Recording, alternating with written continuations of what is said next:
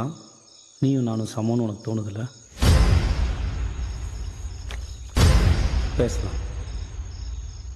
யாராலையுமே நம்ப முடியாத நடந்திருக்கு. அதானே வாய்மொழி படத்துல வர மாதிரி நல்லா விட்டானே. பாம்பு வச்சு ஒரு ட்ரெயினை கவுத்தீங்களே, அதுல செத்த 25 பேர் நீ சொல்ற ஜனங்க இல்லையா?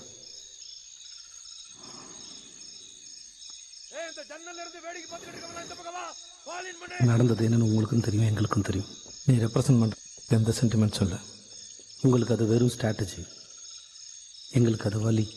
அந்த ட்ரெஸ் எடுத்துட்டு வாங்க. ஏய் என்கிட்ட கொடு, நான் எடுத்து போகிறேன்.